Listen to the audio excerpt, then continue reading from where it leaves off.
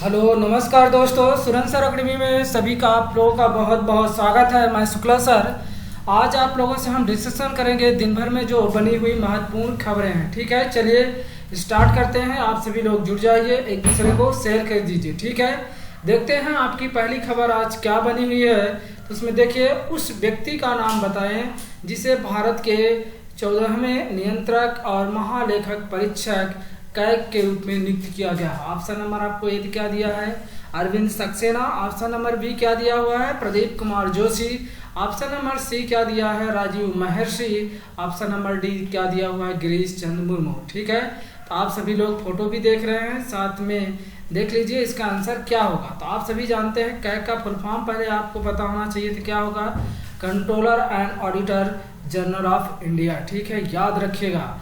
ये इसका आंसर क्या होगा, गिरीश चंद्र मुर्मू। क्या होगा, गिरीश चंद्र मुर्मू। ठीक है, अब आपको पता होगा कैग के बारे में, आपको पता होना चाहिए कैग भारत की कैमी नंबर की संस्था है। तो आपको पता होना चाहिए कि एक संवैधानिक, मतलब इसका संविधान में आपको उल्लेख मिलता है। तो आपको ये पता होना चाहिए कि कैग कौन से आर्टिकल में आता है। तो आपको पता है कि कैग जो आपका कौन से आता है, 148 मतलब 148 नंबर आर्टिकल में आपको कैग के बारे में पढ़ने की जानकारी मिलेगी। ठीक है, ये भी चीज़ आपको पता होना चाहिए। साथ में आपको पता होना चाहिए कि कैग का कार्यकाल कितने वर्ष का होता है, और पहले भारत के पहले कार्य जो कंप्यूटर ऑडिटर जनरल बने थे, कंट्रोलर, उनका नाम क्या था, मतलब पहले नियंत्रक महालेखक परीक्षक कौन थे, तो कौन थे, वी नरहरि राव। ठीक है, याद रखिएगा, क्वेश्चन आजकल ऐसे भी पूछ देता है पहले कौन थे कैग, तो याद रखिए वी नरहरि राव। ठीक है, ये कब, 1948, क्योंकि आप सभी जानते हैं कि भारत का संविधान 26 नवंबर 1949 में क्या हुआ, बन के तैयार होता है। तो 26 नवंबर से जो लागू होता है उसके पहले ही हमारा जब संविधान, तो इसका कैग के बारे में स्पेशल एक आर्टिकल बनाया गया और उसे जोड़ा गया। तो याद रखिए 1948 में कैग की क्या हुई, स्थापना दी है। लेकिन इसको अगर ब्रिटिश काल में हम चले जाते हैं तो इसकी स्थापना 1858 दिखाती है। ठीक है ना, तो वो चीज़ भी याद रखेंगे। इसका हेडक्वार्टर आप सभी को पता होना चाहिए कहाँ है, नई दिल्ली में। ठीक है, इतना चीज़ आपको पता होना चाहिए। आर्टिकल याद हो गया 148। अब आपको कार्यकाल पता होना चाहिए कि कैग जो नियुक्त करेगा उसका कार्यकाल कितने वर्ष का होगा। तो या तो इसकी क्या होना चाहिए, 65 एज हो जाना चाहिए, या ये 6 वर्ष अपना कार्यकाल पूरा, मतलब इसकी जो कार्यकाल होता है कितने वर्ष का होता है, 6 वर्ष का। या तो फिर दूसरी कंडीशन क्या रहती है, जैसे मान लीजिए कि वो नियुक्त किया गया और उसकी 65 वर्ष जैसे ही एज हो जाती है। ठीक है, मान लीजिए कोई 61 63 एज में है, उसको 4 साल बाद ही रिटायरमेंट हो। दो में से एक जो भी कंडीशन पूरी होती है उसी सब वक्त उसे क्या कर दिया जाता है, रिटायरमेंट कर दिया जाता है। ठीक है, तो ये भी चीज़ें आपको पता होना चाहिए। अब आपको पता होना चाहिए कि कैग की सैलरी कितनी होती है। तो याद रखना आपको 2,50,000 मतलब 2.5 लाख करीब इसकी क्या होती है, सैलरी होती है। कैग का काम क्या होता है, कैग क्या करता है कि जितनी भी भारत सरकार के द्वारा जो भी मतलब किसी विदेश से, जैसे राफेल घोटाला, तो राफेल घोटाला जो आप राफेल घोटाला जब पढ़ रहे थे तो उसके मतलब क्या है कि जो उस समय भारत के राजीव महर्षि क्या थे, कैग थे, तो उन्होंने रिपोर्ट प्रस्तुत की थी कहाँ, संसद में, मतलब किसी भी चीज़ पे जो इनका ऑडिट करते हैं, ऑडिट करने के बाद ये रिपोर्ट प्रस्तुत करते हैं। तो उसमें क्या होता है कि जब विपक्ष पार्टियों को जो उस कमेटी के अध्यक्ष होते हैं तो उनको अगर दिखाई देता है कि सरकार ने कहीं कुछ घपला किया है, तो ये कैग ही जो एक संस्था होती है जो बता सकती है कि ये घोटाला हुआ है। जैसे आपने भारत में बहुत सारे घोटाले पढ़े होंगे, बेफोर्स घोटाला, 2G घोटाला, तो ये सब घोटालों का जो उजागर होता है तो किसके थ्रू होता है, कैग के थ्रू ही होता है। ये भी चीज़ें आपको क्या होना चाहिए, पता होना चाहिए। तो ये हमारे लिए कैग इंपॉर्टेंट है। अब आपको ये पता होना चाहिए गिरीश चंद्र मुर्मू इसके पहले कहाँ थे, तो आप सभी को पता है जम्मू कश्मीर में, मतलब वहाँ क्या थे, उपराज्यपाल थे। ठीक है ना, मैं कल जम्मू कश्मीर के बारे में आपको कहानी सुनाया था कि भारत पाकिस्तान की जो रिलेशन है जम्मू कश्मीर की वजह से कितना इंपॉर्टेंस रखता है। ठीक है, अब आपको क्वेश्चन मान लीजिए बहुत ज़्यादा हमें टफ करना है तो हम पूछ सकते हैं, गिरीश चंद्र मुर्मू जब गुजरात के मतलब नरेंद्र मोदी मुख्यमंत्री थे तो उस समय ये क्या थे, प्रमुख सचिव भी थे। ये भी आपको उनको पता होना चाहिए, क्योंकि पेपर कहीं से बनाने वाला कहीं से कुछ भी पूछ सकता है, याद होना चाहिए। ठीक है, तो कैग का मुख्यालय कहाँ है आपको ये भी पता होना चाहिए, कहाँ है, नई दिल्ली में। तो इतनी चीज़ें हमें क्या करना है, इसके बारे में पूरा डिटेल्स याद रखना है। ठीक है, याद रखिए ये कौवें नंबर के 14 यानी 14वें नंबर के। ठीक है, इन्हें किसका स्थान लेंगे, राजीव महर्षि को। और राजीव महर्षि को क्या बनाया जा रहा है, अब यहाँ से हटा के राजीव महर्षि को WHO का ये बनाया जाएंगे कैग। ठीक है, ये भी चीज़ें आपको क्या होना चाहिए, रिलेट करके आप याद रखिए चीज़ों को, आप जितना ज़्यादा याद रखेंगे वो फायदा रहेगा। चलिए ठीक है, दूसरा नंबर हम लोग क्वेश्चन देखते हैं। हमारा दूसरा नंबर क्वेश्चन क्या बना हुआ है, तनावग्रस्त परिसंपत्तियों के लिए एक नया तंत्र स्थापित करने के लिए भारतीय रिजर्व बैंक द्वारा गठित कमेटी समिति का प्रमुख कौन है? समिति संकल्प योजनाओं का मूल्यांकन भी करेगी, जहां ऋण कितना 1500 रुपए करोड़ रुपए से क्या होगा, अधिक होगा, उतने का आकलन करेगी। ऑप्शन नंबर ए में क्या दिया है? Diwakar Gupta. Option number B में मनोहरन। ऑप्शन नंबर बी में KV Kamath. Option number D में क्या दिया है? अश्विनी पौरक। इसका आंसर क्या होगा? आप सभी जानते हैं केवी कामत जो इस समय क्या है, वो बनाए गए हैं, मतलब उप गवर्नर, ठीक है। तो ये रिजर्व बैंक में, ठीक है, तो इनके ही अध्यक्षता में क्या बनाई गई है? कमेटी बनाई गई। तो भारतीय रिजर्व बैंक यानी क्या? आरबीआई। अब आप आरबीआई के बारे में आपको पता होना चाहिए। तो आरबीआई के बारे में आप लोगों को मैं कई बार बता चुका हूँ कि इसका किस एक्ट के तहत, 1934 एक्ट के तहत क्या हुआ था, इसकी स्थापना हुई थी। कब हुई थी? 1 अप्रैल 1935 में। तब इसका हेडक्वार्टर कहाँ था? कोलकाता में। अभी इसका हेडक्वार्टर कहाँ है? मुंबई में।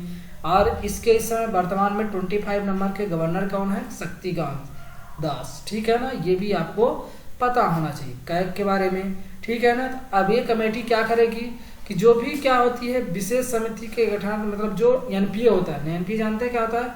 नॉन परफॉर्मिंग एसेट, मतलब जो अगर ऋण देगी, मतलब हमने आपको लोन दे दिया है, उससे हमें रिटर्न नहीं मिल रहा है, और जो बहुत सारी ऐसी लैंडिंग संपत्तियां पड़ी हुई हैं जिनका क्या है, कोई मतलब ये नहीं पता है कि कौन इसका ऑनर है, मतलब कौन इसका परिसंपत्ति है, मतलब उसका कोई बारे में ऑनर नहीं पता एक्चुअली कि इसका मालिकाना हक किसके पास है, ठीक है, जिसे हम बोलते हैं कि जो लैंड रिफॉर्म है। तो ये चीज याद रखिएगा, ठीक है ना।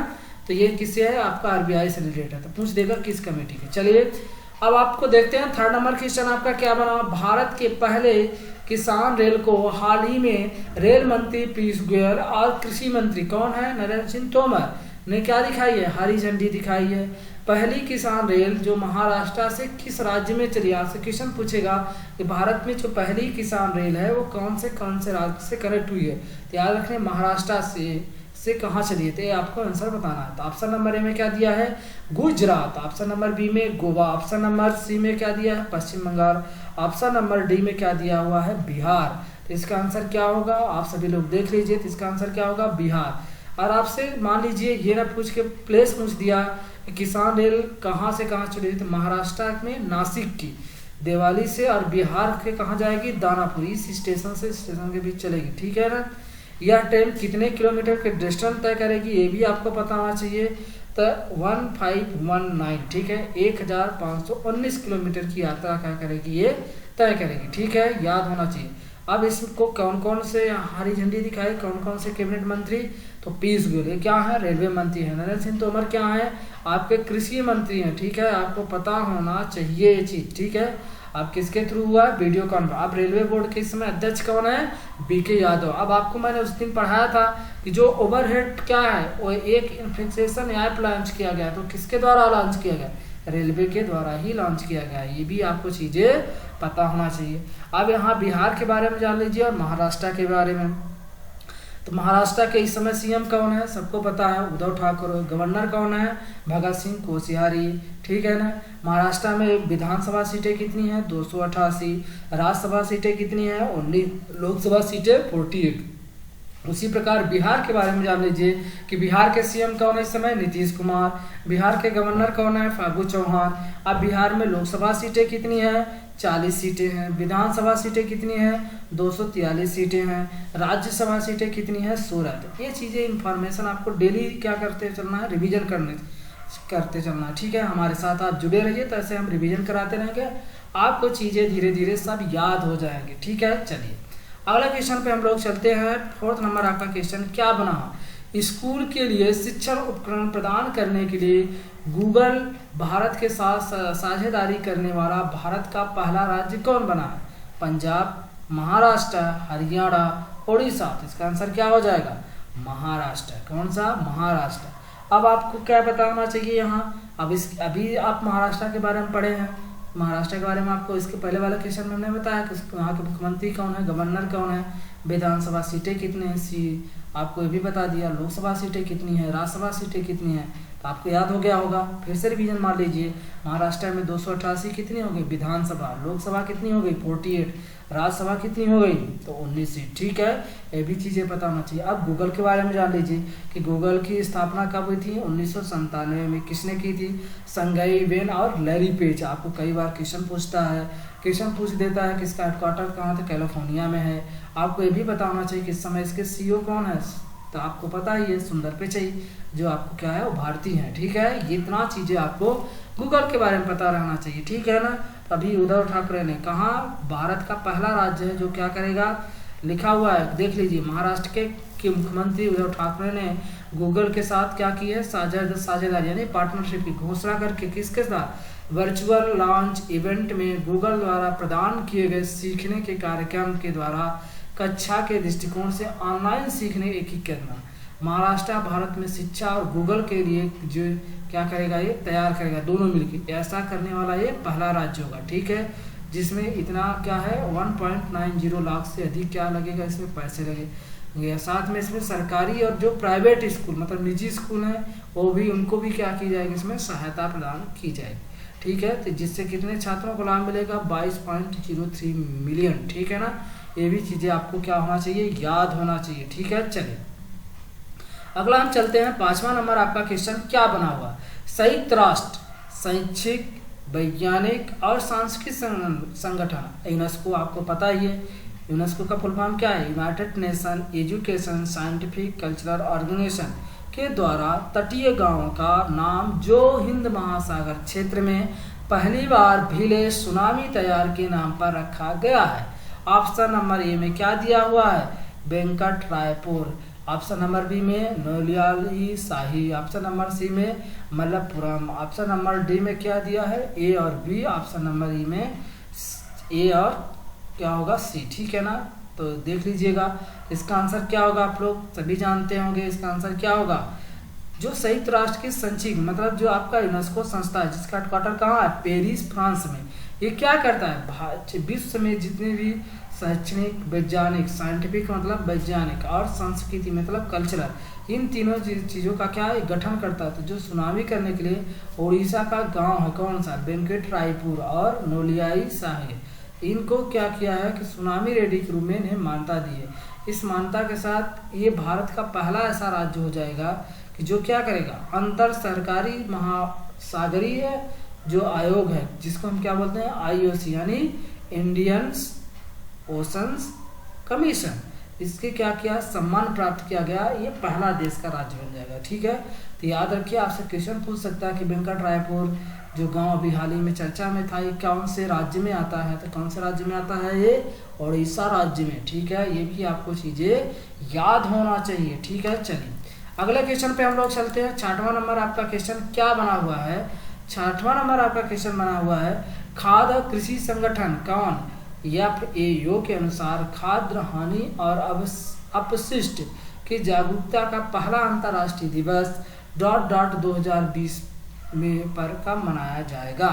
इसका आंसर क्या होगा, 21 सितंबर, 8 अगस्त, 29 सितंबर या 29 अगस्त। इसका आंसर क्या हो जाएगा, 29 सितंबर। अब यहाँ 29 अगस्त को आप जानते हैं खेल दिवस मनाया जाता है, इसको ऑटोमेटिक आप क्या कर देंगे, कट कर देंगे।